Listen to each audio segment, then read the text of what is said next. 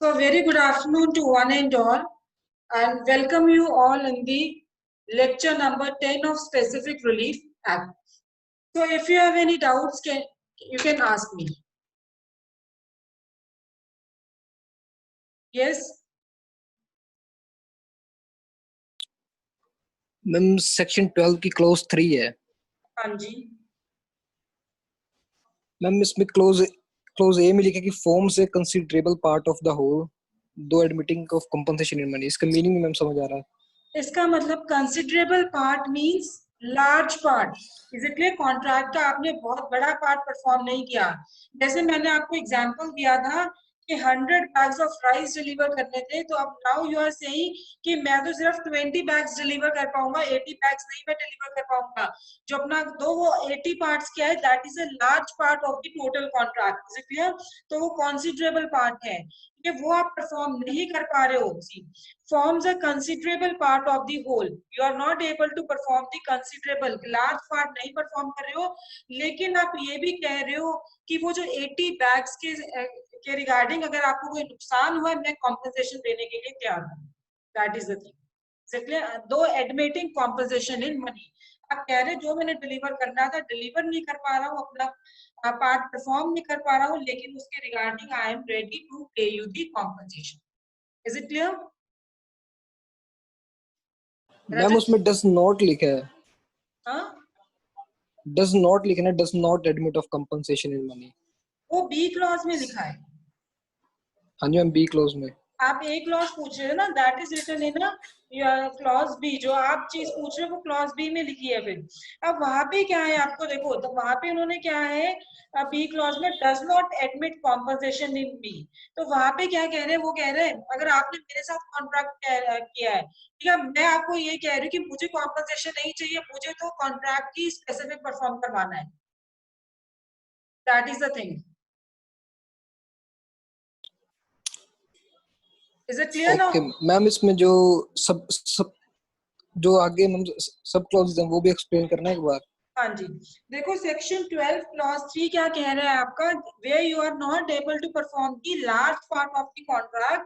तो उसमें क्या है, या तो आप कह रहे हो कि मैं कॉम्पनसेशन दे रहा हूँ, लेकिन अब वहां पे दूसरी पार्टी क्या कह रही है कि I don't want any compensation in money, मुझे क्या करवाना है, स्पेसिफिक परफॉर्मेंस करवानी है कॉन्ट्रैक्ट की। Is it clear? अब आगे देखो, he is not entitled to obtain a degree for specific performance.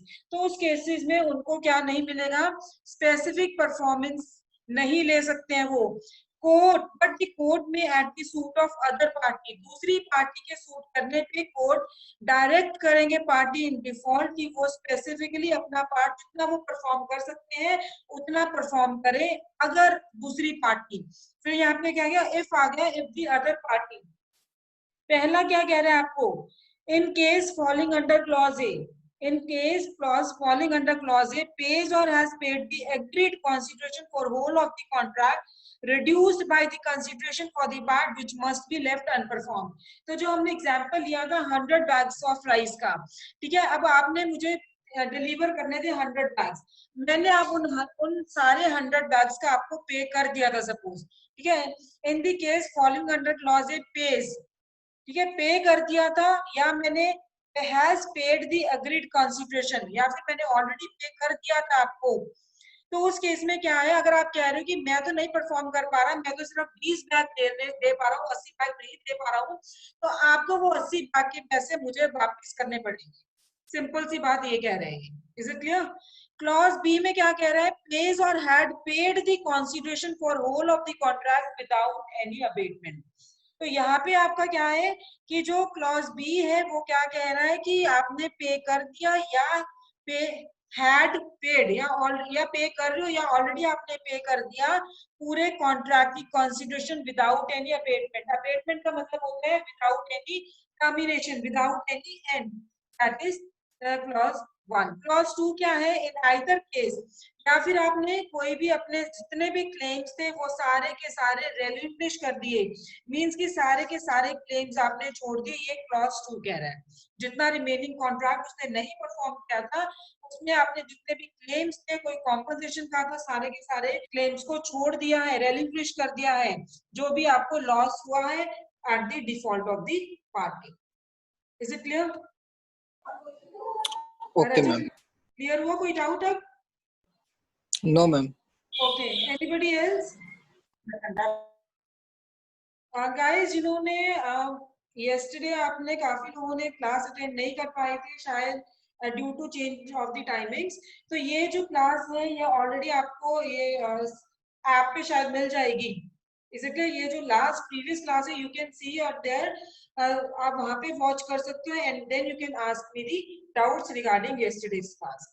So yesterday we have discussed section 14, section 15 and section 16. तो ये मैं जस्ट एक रिकैप्चुलेट कर देती हूँ जिन्होंने क्लास नहीं अटेंड की थी। सेक्शन 14 में हमने क्या कहा है, देखो ये सेक्शन 14 में कहा है कि कॉन्ट्रैक्ट्स जिसको आप स्पेसिफिकली इन्फोर्स नहीं करवा सकते हो, कौन से कॉन्ट्रैक्ट्स हैं जहाँ पे स्पेसिफिकली इन्फोर्समेंट नहीं हो सकता है। अब ये अगर आप बेयर एक्ट में देखोगे it is a very big section, ठीक है, बहुत बड़ा सेक्शन है, लेकिन 2018 अमेंडमेंट से ये सारा सेक्शन को अमेंड किया गया है और इसमें सिर्फ 4 चीजें आपको बोली गई है। वो 4 चीजें क्या है आपकी सेक्शन 14 में, कि अगर आपने पहला क्लॉज क्या कहता है कि अगर पार्टी ने कॉन्ट्रैक्ट है वो किसी और से परफॉर्म करवा लिया अंडर सेक्शन 20, तो वो कॉन्ट्रैक्ट आप स्पेसिफिकली इन्फोर्स नहीं करवा सकते हो। फॉर एग्जाम्पल है, मैंने आपको बोला था कि मुझे 20 बैग्स राइस डिलीवर कर दो, लेकिन आपने टाइम अकॉर्डिंग टू टाइम नहीं किए, नहीं कर पाए हो आप। मैंने क्या किया, वो थर्ड पर्सन से ले लिया, थर्ड पर्सन को बोल दिया कि मुझे 20 बैग दे दो, तो वहां पे क्या है, जब मैंने ऑलरेडी वो थर्ड पर्सन से करवा लिया तो मैं आपको स्पेसिफिक परफॉर्मेंस के लिए नहीं बोल सकती। सेकेंड क्लॉज क्या कह रहे हैं सेक्शन 14 में, कि जिसमें ये जो सेक्शन 14 है, हमने सेक्शन 10 डिस्कस कर रहे थे, we have discuss at that time also. तो जिसमें कॉन्टिन्यूस ड्यूटी परफॉर्म करनी है, कोई कॉन्टिन्यूस ड्यूटी का काम है, वहां पे भी आप स्पेसिफिकली इन्फोर्समेंट नहीं करवा सकते हो। जैसे फॉर एग्जांपल आपने घर कंस्ट्रक्ट करवाना है, एक बिल्डिंग कंस्ट्रक्ट करवानी है, आपने अब कोर्ट में जाके स्पेसिफिक परफॉर्मेंस मांग रहे हो कि मैंने ये एक बिल्डिंग कंस्ट्रक्ट करवानी है, और ये कॉन्ट्रैक्टर को बोला जाए कि कॉन्टिन्यूसली वो मेरी बिल्डिंग को इस तरह से ही कंस्ट्रक्ट करेगा, तो now it is not possible for court to give such directions, क्योंकि पॉसिबल ही नहीं है कि कोर्ट वो कंटिन्यूसली उसको सुपरवाइज कर सके, कंटिन्यूसली उसको देख सके। इस वजह से यहाँ पे भी स्पेसिफिक परफॉर्मेंस नहीं मिलेगा। थर्ड क्लॉज क्या कहता है जी, कॉन्ट्रैक्ट है वो इतना डिपेंडेंट है पर्सनल क्वालिफिकेशंस ऑफ पार्टीज के, ठीक है, कि उसमें सपोज मैंने आपको बोला कि मुझे एक पिक्चर पेंट करके देना, यू आर अ पेंटर, और मैंने एग्रीमेंट किया कि आप मेरे को ये पिक्चर पेंट करके देना, लेकिन आप नहीं कर पा रहे हो किसी भी रीजन की वजह से, तो वहां पे ब्रीच ऑफ कॉन्ट्रैक्ट हो गया, वहां पे स्पेसिफिक इन्फो कोड है, स्पेसिफिक परफॉर्मेंस नहीं दे सकते हैं क्योंकि ये आप ही पेंट करोगे, ठीक है। अगर आप नहीं कर पा रहे हो तो वहां पे क्या है, आप I cannot ask to impose such contract because but can claim the damages, इसलिए कोर्ट को नहीं वहां पे स्पेसिफिकली इन्फोर्समेंट नहीं क्लेम करेगा। लास्ट क्लॉज क्या कहता है, contract which in its nature is determinable. तो डिटर्मिनेबल हम उस दिन भी डिस्कस किया था, which means to bring to an end. Determinable means contract which can be determined, or you can say which can be put to an end by a party to the contract, जैसे कि partnership at will। Is it clear? तो अब यहाँ पे क्या है, ये section 14 था, 14 के बाद 2018 अमेंडमेंट में 14A भी ऐड कर दिया है, ठीक है, 14A भी ऐड कर दिया है। वहां पे वो क्या कह रहे हैं कि अब कोर्ट की पावर है कि वो एक्सपर्ट्स को एंगेज करें, power of the court to engage the experts. Is it clear? See this has been added by the clause 2018 amendment act, power of the court to engage experts. तो यहाँ पे क्या है, उन्होंने कहा है सीपीसी की पहला क्लॉज क्या कह रहा है, सीपीसी की प्रोविजंस को टच किए बिना, ठीक है, सीपीसी की प्रोविजंस को छेड़े बिना कोर्ट क्या कंसीडर करेगा, एक्सपर्ट ओपिनियन कंसिडर करेंगे, ठीक है। अगर उन्हें लगता है कि जहां पे उन्हें एक्सपर्ट ओपिनियन चाहिए कोई स्पेसिफिक इश्यू को असिस्ट करने के लिए जो कि सूट में इन्वॉल्व है, तो वो इंगेज कर सकते हैं। Again there is a discretionary power है, मे वर्ड यूज हो गया है, तो वो इंगेज कर सकते हैं एक्सपर्ट को या एक्सपर्ट्स को, और उन्हें डायरेक्ट करेंगे इस इश्यू पे अपना ओपिनियन दे, और उनकी अटेंडेंस भी सिक्योर करेंगे ताकि वो एविडेंस प्रोवाइड कर सके, including production of documents on the issue. Next clause देखिए क्या है कि वो जो भी कोर्ट है उन्हें डायरेक्ट कर देंगे, किसी भी पर्सन को डायरेक्ट कर सकते हैं कि एक्सपर्ट्स को कोई भी इंफॉर्मेशन प्रोवाइड करो या कोई डॉक्यूमेंट्स है वो प्रोवाइड करो या फिर कोई गुड्स है या कोई भी प्रॉपर्टी उन्हें इंस्पेक्शन के लिए चाहिए तो वो डायरेक्ट करेंगे उस पर्सन को कि ये उनको एक्सपर्ट्स को उस चीज की असेस दे। थर्ड क्या कह रहे हैं, जो ओपिनियन या रिपोर्ट एक्सपर्ट्स देंगे वो it will form the part of the it will form the part of the record of the suit. तो यहाँ पे क्या है, कोर्ट खुद, या तो कोर्ट खुद है या फिर कोर्ट दूसरी पार्टीज हैं, पार्टीज टू द सूट, वो कोर्ट के परमिशन से एक्सपर्ट को पर्सनली एग्जामिन कर सकते हैं ओपन कोर्ट में कोई भी मैटर्स जो रेफर्ड है और the opinion in the expert or as his opinion or report as to the manner in which he has made the inspection।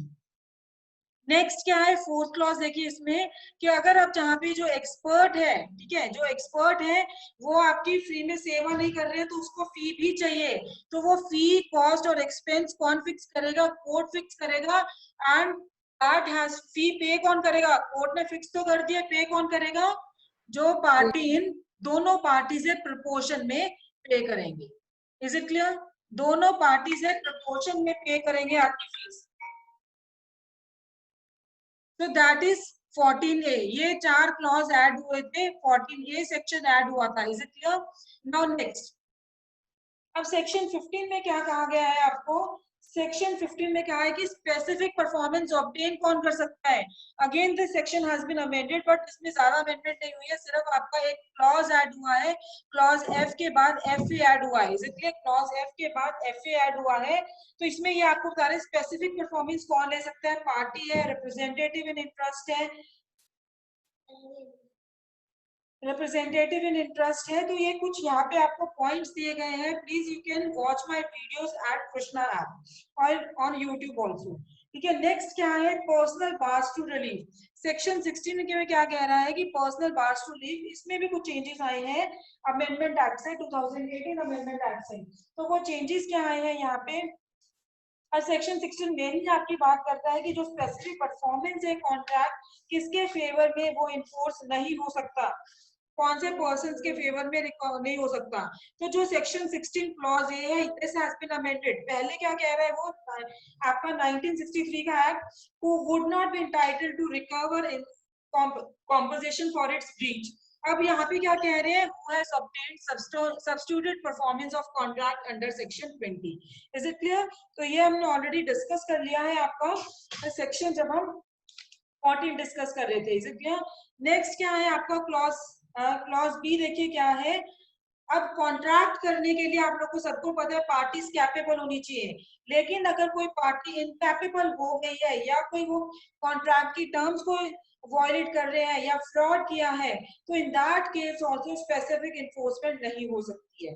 Third clause क्या कह रहे हैं कि जिन्होंने who is ready and willing to perform their part, ठीक है, जो ready है विलिंग है अपना पार्ट परफॉर्म करने के लिए, इसेंशियल टर्म्स परफॉर्म करने के लिए, बट वो फेल हो गए प्रूव करने के लिए, तो even that person can not claim, उनके अगेंस्ट भी स्पेसिफिक परफॉर्मेंस इन्फोर्स नहीं होगा। नाउ क्लॉज सी के पर्पस के लिए ये जरूरी नहीं, एक्सप्लेनेशन देखिए, for the purpose of clause C, पहला क्या है कि अगर कॉन्ट्रैक्ट आपका पेमेंट ऑफ मनी के रिगार्डिंग है तो ये जरूरी नहीं है कि प्लेंटिफ एक्चुअली डिफेंडेंट को मनी टेंडर करेगा, इसलिए इट इज नॉट नेसेसरी, या वो कोई कोर्ट में डिपॉजिट करेगा। सिर्फ वो है कि जब कोर्ट ने कहा है तभी वो मनी डिफेंडेंट को देगा या फिर वो कोर्ट में डिपॉजिट करेगा। सेकंड क्लॉज देखिए एक्सप्लेनेशन का, प्लेंटिफ मस्ट अवर। अब यहाँ पे जो वर्ड मस्ट अवर है, यहाँ पे भी आपकी देखो अमेंडमेंट हुई है और यहाँ पे क्या वर्ड आ गया, मस्ट प्रूव, मस्ट एवर की जगह मस्ट प्रूव। तो यहाँ पे क्या, plaintiff must prove performance of readiness and willingness to perform the contract according to its true construction. ठीक है, जो कॉन्ट्रैक्ट हुआ था ट्रू कंस्ट्रक्शन के अकॉर्डिंग, जो प्लेंटिफ है वो क्या प्रूव, उसको क्या प्रूव करेगा कि उसने कॉन्ट्रैक्ट परफॉर्म कर दिया है, अगर नहीं परफॉर्म किया he is ready and willing to perform the contract. Is it clear? Now look at section 17। Section 17 आपका देखिए, सेक्शन 17 क्या कह रहा है। अब तो कल हमने सेक्शन 16 तक डिस्कस किया था। Section 17 C talks about contract to sell और let property by one who has no title not specifically enforceable. Contracts to sell or let property by one who has no title not specifically enforceable। तो अब आपको इस section की heading से क्या समझ में आ रहा है? What you are getting from the heading of this section? यहाँ पे आपको क्या कह रहा है कि अगर आपके टाइटल में डिफेक्ट है, ठीक है, अगर टाइटल में डिफेक्ट है तब आप प्रॉपर्टी सेल कर रहे हो तो वो स्पेसिफिकली इन्फोर्स होगी या नहीं होगी? It is not specifically enforceable, इसलिए तो वहां पे वो स्पेसिफिकली इन्फोर्सेबल नहीं होगी। क्लॉज 1 क्या कह रहा है इसका? A contract to sell or let immovable property cannot be specifically enforced in favor of a vendor or lessor। Suppose मैं vendor हूँ, ठीक है, I am the seller। अब यहाँ पे क्या है, मैंने आपके साथ एक कॉन्ट्रैक्ट किया है कि इमूवेबल प्रॉपर्टी को सेल करने का, तो वो स्पेसिफिकली इन्फोर्स नहीं होगा मेरे फेवर में, इन फेवर ऑफ वेंडर, ठीक है, जो सेलर है उसके फेवर में वो इन्फोर्स नहीं होगा। क्यों नहीं होगा? क्योंकि यहाँ पे देखिए फर्स्ट क्लॉज क्या है, who knowing not to have any title to the property has contracted to sell or let the property। उस जबकि मेरे को पता था कि इस जो प्रॉपर्टी का मैं कॉन्ट्रैक्ट कर रही हूँ उस प्रॉपर्टी में मेरा कोई टाइटल नहीं है, तब भी मैंने वो कॉन्ट्रैक्ट किया है। तो कल को अगर मैं ये बोलूंगी कि स्पेसिफिक परफॉर्मेंस दिया जाए तो वहां पे स्पेसिफिक परफॉर्मेंस नहीं दिया जाएगा। सपोज और एग्जांपल ले लो आप, क्लॉज ये ज्यादा क्लियर हो जाएगा।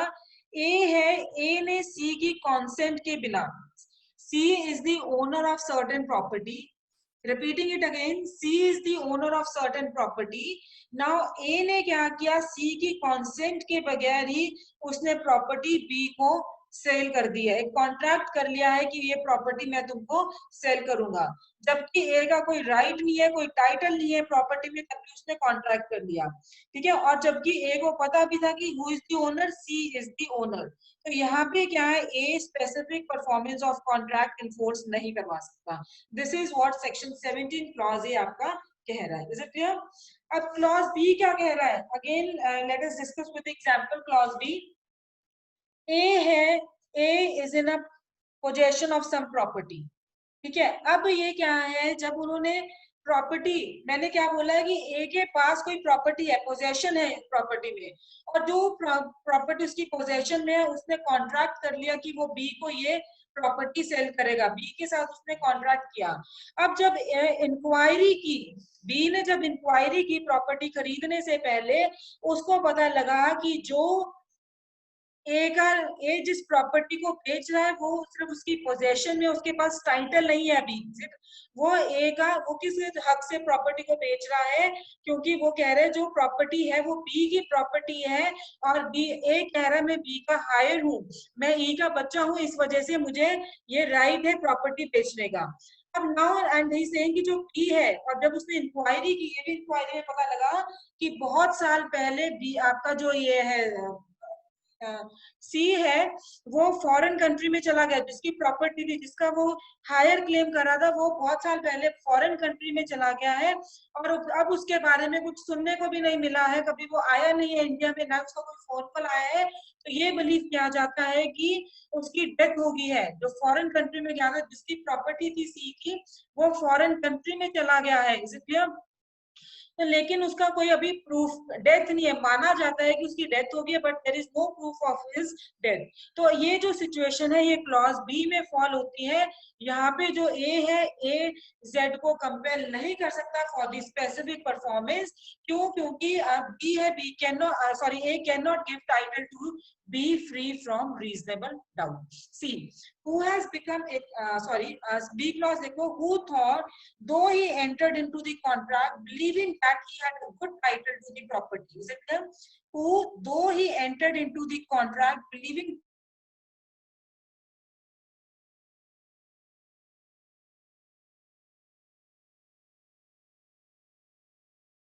गाइस कोई डिस्टरबेंस तो नहीं आई है बीच में आपको?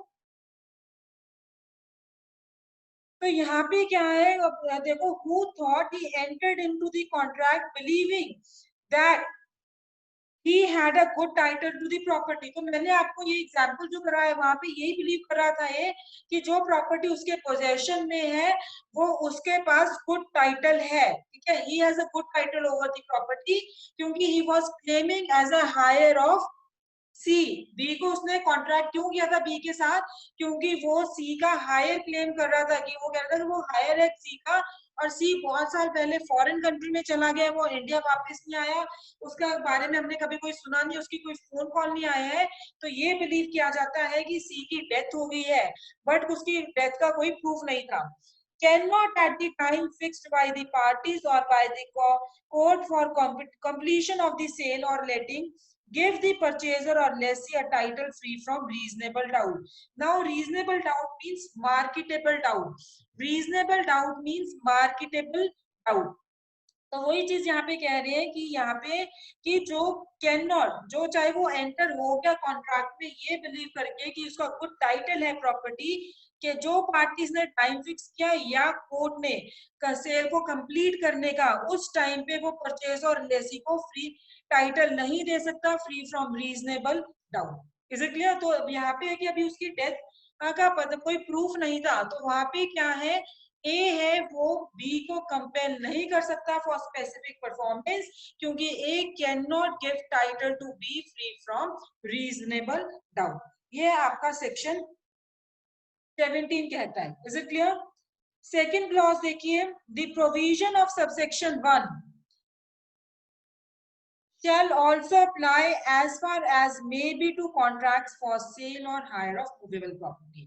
तो ये सेक्शन 17 मूवेबल और इमूवेबल प्रॉपर्टी दोनों को ही आपका अप्लाई करता है। Is it clear? Are you clear with section 17 now? Any doubt guys? No, ma'am. Okay, now come to section 18। what section 18 says? non performance except with variation, non performance except with variation. तो यहाँ पे क्या है आपका non enforcement means कि यहाँ पे आप इन्फोर्स नहीं करवा सकते हो।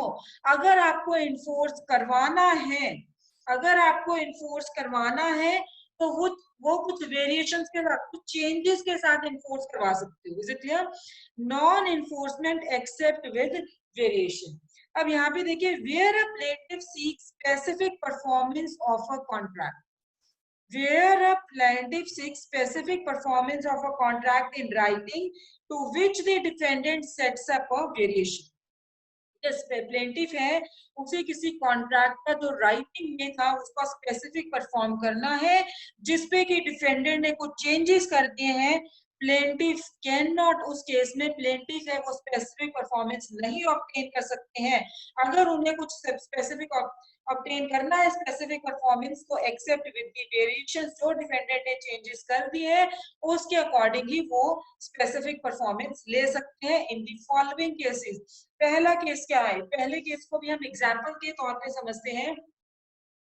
नाउ ए है, ए ने बी के साथ कॉन्ट्रैक्ट किया था और उस कॉन्ट्रैक्ट में ये हुआ था कि ए बी को व्हाइट कलर की कार सेल करेगा। व्हाइट कलर की सेल, व्हाइट कलर की कार को सेल करेगा, ये एग्रीमेंट हुआ था ए और बी के बीच में। नाउ जब ये कॉन्ट्रैक्ट हुआ है तो यहाँ पे वो स्पेसिफिक परफॉर्मेंस के लिए कह रहे हैं।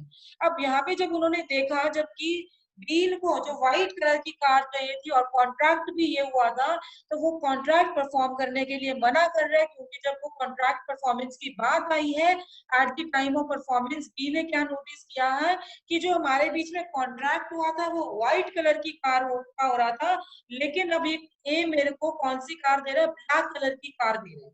तो वो कह रहे हैं कि मैं स्पेसिफिक परफॉर्मेंस ये कॉन्ट्रैक्ट की नहीं होगा, अगर करना है तो व्हाइट कलर की car, not the black colour.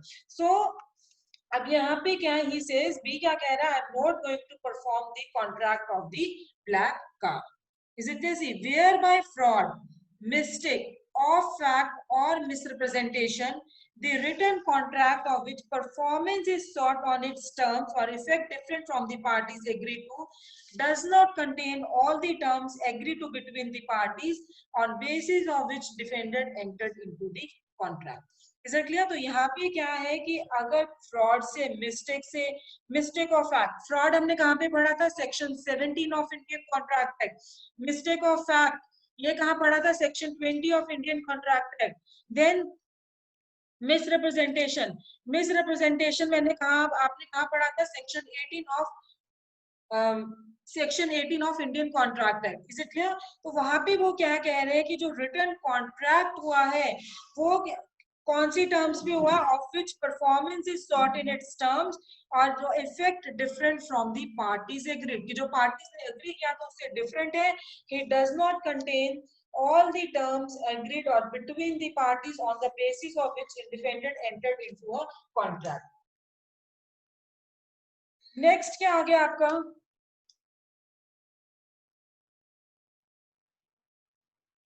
Just a minute, guys. Hold on.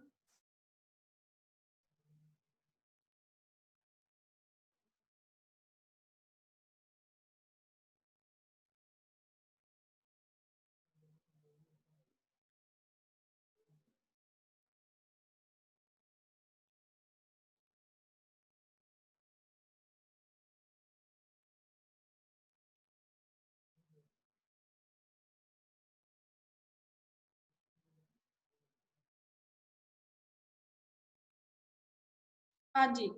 So we were discussing section 18. ठीक है? Is it clear? Section 18.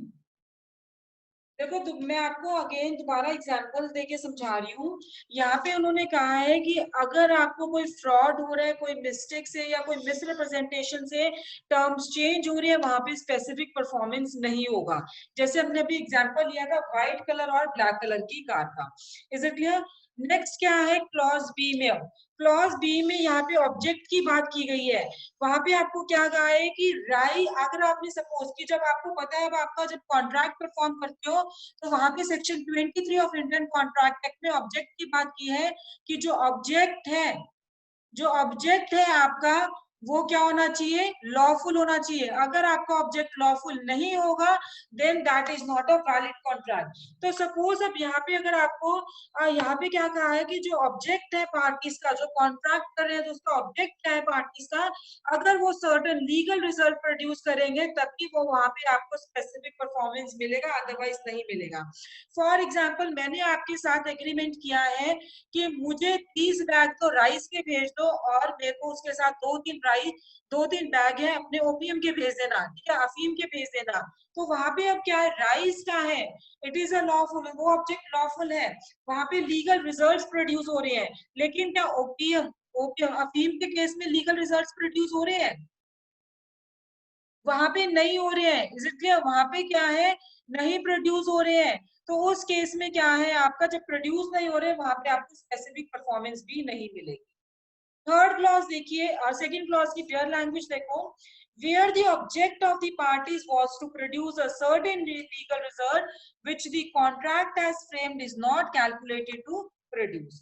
Next क्या है? clause C, where the parties have subsequently to the execution of the contract varied its terms. जहाँ पे parties है subsequently to the execution of contract varied its terms. इसका मतलब क्या है कि जो आपने ओरिजिनल कॉन्ट्रैक्ट किया था, कॉन्ट्रैक्ट करने के बाद आप टर्म्स को चेंज कर रहे हो तो वहां पे भी आपको स्पेसिफिक परफॉर्मेंस नहीं मिलेगा. Is it clear? अगर आपको स्पेसिफिक परफॉर्मेंस लेना है तो जो टर्म्स चेंज हुई है उसके साथ, जो टर्म वेरी हुई है, चेंज हुई है, उसके अकॉर्डिंग ही आपको स्पेसिफिक परफॉर्मेंस मिलेगा. फॉर एग्जांपल व्हाइट कार का कॉन्ट्रैक्ट हुआ था लेकिन कॉन्ट्रैक्ट के बाद वो ब्लैक कार कह रहे हैं, तो वहां पे अगर आपको स्पेसिफिक परफॉर्मेंस चाहिए तो आपको ब्लैक कार के साथ ही एक्सेप्ट करना पड़ेगा contract. Then only you can ask for the specific performance, otherwise. Is it clear? ये क्लियर हो गया सेक्शन 17, सॉरी सेक्शन 18 नाउ. तो देखो फ्रॉड क्या है ये मैंने आपको ऑलरेडी बता दिया है. It is defined under section 17 of Indian contract act. तो इसमें क्या है ऑल एक्ट्स, ओमिशन, कंसीलमेंट जो क्या इन्वॉल्व करते हैं? ब्रीच ऑफ लीगल और equitable duty, trust, confidence, just reports and injurious to another, or by which an undue or unconsciously advantage is taken by the another.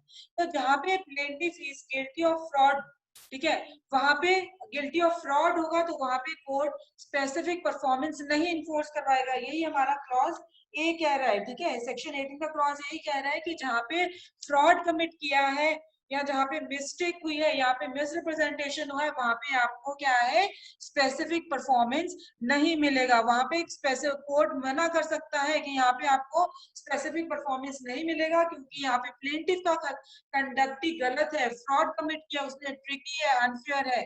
तो जो खुद ही court में clean hands के साथ नहीं आया है उसको, ठीक है, वहां पे उसको क्यों स्पेसिफिक परफॉर्मेंस दिया जाएगा? Is it clear? तो यहाँ पे सपोज अब क्या है, अब क्या वहां पे जो परचेजर है स्पेसिफिक परफॉर्मेंस को इन्फोर्स करवा सकता है अगर जो फैक्ट परचेजर को पता थे लेकिन सेलर को नहीं पता थे। कुछ ऐसे फैक्ट्स थे जो परचेजर को पता थे, सेलर को नहीं पता थे। Is it clear? तो वहां पे क्या परचेजर को स्पेसिफिक परफॉर्मेंस मिल सकती है या नहीं कर सकती है? और वो फैक्ट्स उन्होंने वेंडर को, सेलर को डिस्क्लोज भी नहीं किए, क्योंकि अगर वो सेलर को डिस्क्लोज करते तो वहां पे उस प्रॉपर्टी की वैल्यू और ज्यादा इंक्रीज हो जाती। तो वहां पे उस केस में अगर परचेजर नहीं डिस्क्लोज कर रहा तो purchaser can ask for the specific performance. Is it clear? लेकिन वहां पे स्पेसिफिक परफॉर्मेंस नहीं मिलेगी जहां पे उनकी ड्यूटी है, जहां पे डिफेंडेंट परचेजर की ड्यूटी है कि वो डिस्क्लोज करें owing to standing in a fiduciary position. Fiduciary position means जो आप, अगर उसके साथ आप, आपका जो रिलेशनशिप है, जो पोजीशन है, वो ट्रस्ट और कॉन्फिडेंस पे बेस्ड है। तो वेंडर, अब वेंडर की भी ड्यूटी बनती है कि कोई लेटेंट डिफेक्ट्स है। लेटेंट डिफेक्ट्स कौन से होते हैं?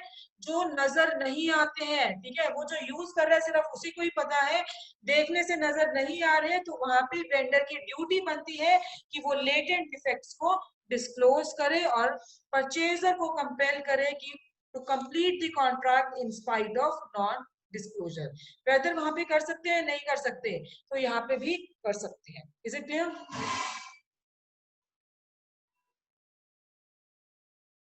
नेक्स्ट, अब यहाँ पे आपका देखो मिस रिप्रेजेंटेशन का आ गया है। मिस रिप्रेजेंटेशन अब ये ऑपोजिट है फ्रॉड का, ये डिफरेंट है थोड़ा फ्रॉड से। सिर्फ क्या डिफरेंस है इसमें, वहां पे आपकी इंटेंशन होती है, यहाँ पे मिस रिप्रेजेंटेशन में कोई इंटेंशन नहीं है। नो डाउट यहाँ पे क्या फॉल्स रिप्रेजेंटेशन, किसी को फॉल्स स्टेटमेंट दे रहे हो, बट यहाँ पे आप खुद भी ये बिलीव कर रहे हो कि ये स्टेटमेंट आपकी ट्रू है। Is it clear? Your statement is true. ठीक है, आपको भी नहीं पता कि आपकी स्टेटमेंट गलत है। Is it clear? तो यहाँ पे क्या है, कोई भी एक्शन नहीं लाए होगा डैमेजेस के लिए अगर आपने खुद ही ऑनेस्टली बिलीव कर रहे हो कि जो आपने स्टेटमेंट दूसरे पर्सन को दी है वो बिल्कुल सही है, आपको भी नहीं पता कि वो गलत है। मिस्टेक क्या है? मिस्टेक ऑफ फैक्ट होना चाहिए, मिस्टेक ऑफ लॉ कभी भी नहीं होगा। Is it clear? Mistake, ignorance of law is no excuse. तो यहाँ पे मिस्टेक क्या है? गलती। तो यहाँ पे भी अनइंटेंशनल एक्ट है, ओमिशन है, जिससे कि इग्नोरेंस हो गया है। ठीक है, या आपने आपको नहीं पता था, आपकी गलती हो गई है, आपने कोई कॉन्ट्रैक्ट किया और वो सब्जेक्ट मैटर एग्जिस्ट नहीं करता, इट इज, और आपको नहीं पता था, तो वो क्या है? आपका मिस्टेक है। Is it clear? Mistake of fact ही एक्सक्यूज होगा, मिस्टेक ऑफ लॉ कोई एक्सक्यूज नहीं होगा, क्योंकि ये प्रिज्यूम किया जाता है ignorance of law is no excuse और everyone is presume to know the law of land. Is it clear? अब ये तीन आपकी जो प्रपोजिशंस है, फ्रॉड की, मिस्टेक और मिस रिप्रेजेंटेशन की, now they does not excuse its subject from the following exceptions. Ignorance of private right को भी अप्लाई नहीं होता ये। Ignorance of right depends upon mixed question of law and fact को भी नहीं होता है। Mistake as to law foreign country को भी अप्लाई नहीं होगा मिस्टेक ऑफ लॉ में। और जो जो रिलीफ है, जो भी आप रिलीफ मांग रहे हो, वो मिस्टेक ऑफ लॉ के अगेंस्ट कब मिलेगा आपको? On the ground of fraud और undue influence when the mistake is combined with surprise. Is it clear? So सिर्फ मिस्टेक ऑफ फैक्ट ही आपका एक एक्सक्यूज है। तो ये आपका सेक्शन 18 था। Now let us see next section, that is section 19। Section 19 what it says, section 19 क्या कह रहा है? Relief against parties and person claiming under them by subsequent title. अब ये अगर आप सेक्शन 15 के साथ रीड करना, सेक्शन 15 में क्या कह रहे हैं? Who may obtain specific performance. Section 15 क्या कह रहे हैं? Who may obtain specific performance. तो अब यहाँ पे क्या है और ये क्या कह रहा है? सेक्शन 19 आपका, सेक्शन 19 से कौन सी पार्टीज के अगेंस्ट रिलीफ मिलेगा और पर्सन से they are claiming under them by subsequent title except as otherwise provided by this chapter, specific performance of contract may be enforced against. Is it clear? Specific performance किनके against enforced हो सकती है? Section 15 क्या कह रहा है? Who may obtain specific performance. कौन obtain कर सकता है? यहाँ पे क्या किसके अगेंस्ट हो रहा है? Is it clear? So except otherwise provided by this chapter, इस चैप्टर में जो लिखा है उसको छोड़ के स्पेसिफिक और performance of contract may be enforced against either party thereto. Is it clear? Against either party thereto means किसी भी पार्टी के अगेंस्ट आपको इन्फोर्स कर सकते हो आप। Is it clear? किसी भी पार्टी के अगेंस्ट आप इन्फोर्स कर सकते हो। नेक्स्ट क्या है?